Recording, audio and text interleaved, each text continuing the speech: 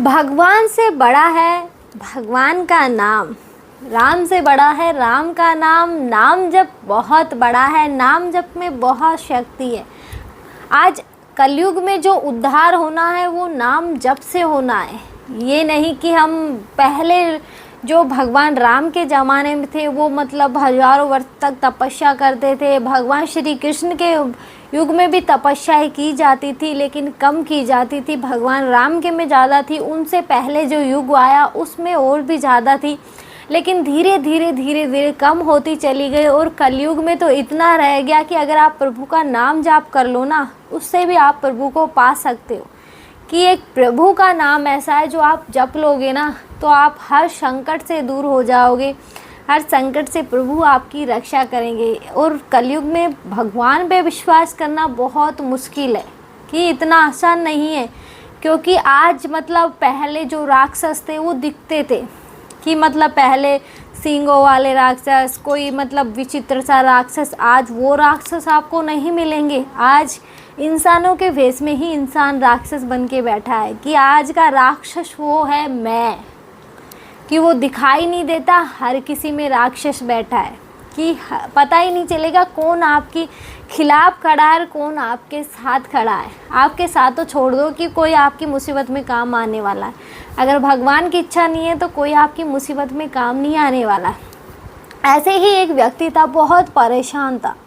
हुआ क्या कि मतलब अब जमींदार का काम है वो इतना आसान नहीं है। हर किसी को लगता है कि जब खेती बाड़ी होती है तो उसमें बाद में अच्छा खासा पैसा आता है। ऐसा नहीं है, नुकसान बहुत ज़्यादा होता है। अगर तुम किसी मतलब वैसे इलाके में रह रहे हो, खुले इलाके में, जैसे मतलब आसपास पहाड़ हैं, आसपास जंगल है, तो वहाँ से ही मतलब अब आसपास जैसे बंजारे होते हैं तो उनके पास गाय बहुत होती है। अब हमारी साइड देखा जाए तो हम मतलब अलवर से बिलोंग करते हैं, तो देखा जाए तो हमारी साइड मतलब जहाँ हमारा गांव है वहाँ मतलब बहुत सारी गायें हैं। या यूँ कहें कि हमारे खुद के घर में भी 2-3 गायें हैं, कि हम गाय को मानते हैं।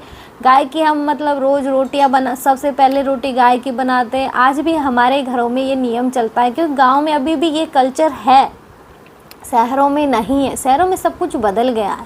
शहरों में तो ये पता नहीं चलेगा कि बगल में कौन रह रहा है। गांव में आप ये भी पता चल जाएगा कि आज कौन किसके यहाँ रिश्तेदार आया है, वो भी पता चल जाएगा। तो मतलब ऐसे ही मतलब वो मतलब जब वो कर रहा था, मतलब खुद का काम कर रहा था, तो बारिश हो जाती है तो नुकसान बहुत होता है।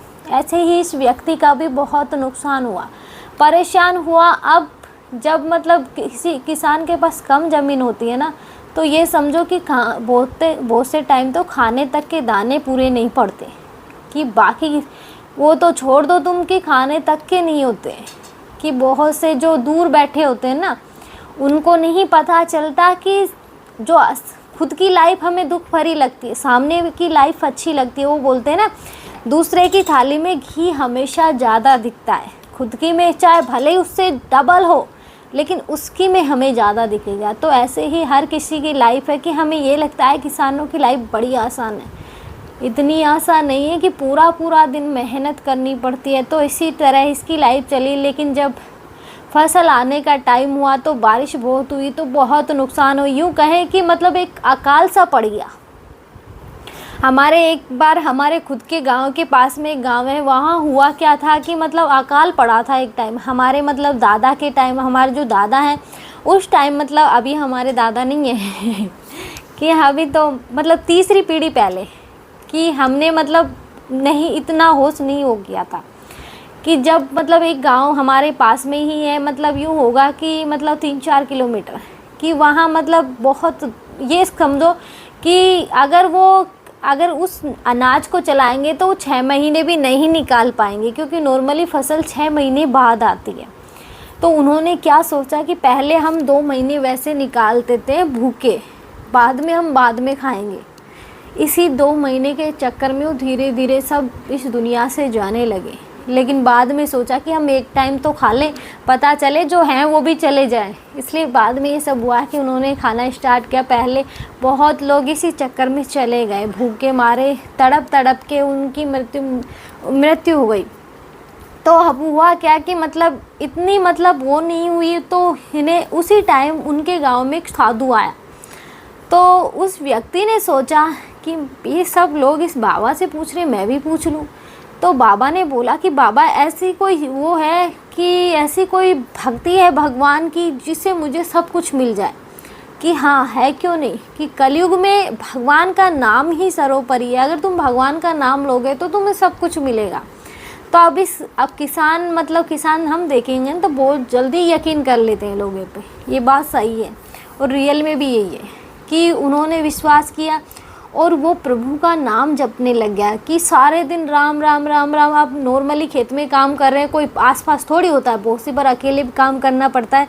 तो हुआ क्या कि वो सारे दिन राम राम राम राम करते रहता। एक बार क्या हुआ कि पूरा मतलब पास में ही पहाड़ था, वो बारिश बहुत आई और पहाड़ पे से पत्थर लुढ़क लुढ़क के आ रहे थे। अब वो जैसे ही वो चीज़ें आई तो वो व्यक्ति कुएं में गिर गया।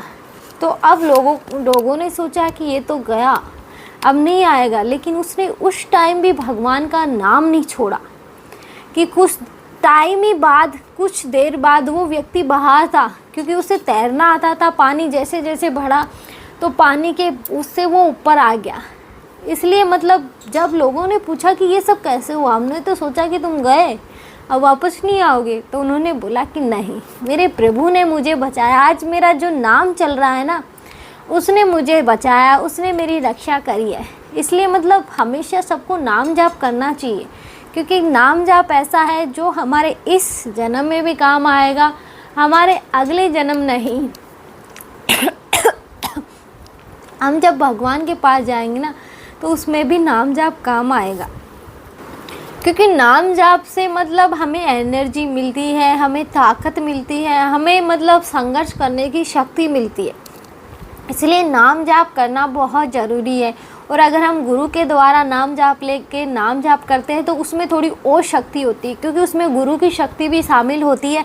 अगर हम खुद से नाम जाप करते हैं तो शायद उसमें इतनी शक्ति ना हो, लेकिन मतलब वो डबल हो जाती है कि गुरु हमें अभिमंत्रित करके वो नाम देते हैं।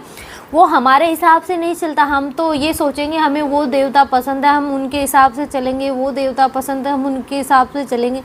लेकिन अगर हमारे गुरु हैं तो हमें उनसे ही नाम जाप लेना चाहिए। अगर हम खुद से स्टार्ट कर रहे हैं उसमें कोई दिक्कत नहीं है कि हम कर नहीं सकते, हम कर सकते हैं।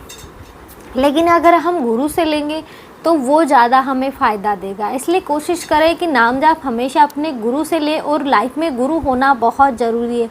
और ये मत सोचो कि गुरु मतलब गुरु के लिए कोई महान साधु महात्मा ढूंढने पड़ेंगे, नहीं। आपने एक कहानी तो सुनी होगी कि मतलब एक चोर भी गुरु बन गया, और एक चोर के माध्यम से एक भक्त को भगवान मिल गए। इसलिए मतलब गुरु का होना ज़रूरी है, इसलिए गुरु बनाओ। अगर नहीं है तो कोई बात नहीं, आप भगवान का नाम जाप करो, भगवान सब आपकी रक्षा करेंगे। बहुत से लोग भगवान शिव को अपना गुरु बनाते हैं, बहुत से लोग भगवान नारायण को अपना गुरु बनाते हैं। गुरु कोई भी हो सकता है। इसलिए मतलब जो मन करे वो करो, बस अच्छा करो, कोशिश करो। बाकी तो जो होना है वो होके रहेगा, लेकिन कोशिश करो कि अच्छा करने की कोशिश करें, माइंड में विचार अच्छे लाओ। आज के लिए इतना ही। जय श्री राम। मिलते हैं नेक्स्ट वीडियो में नए टॉपिक के साथ।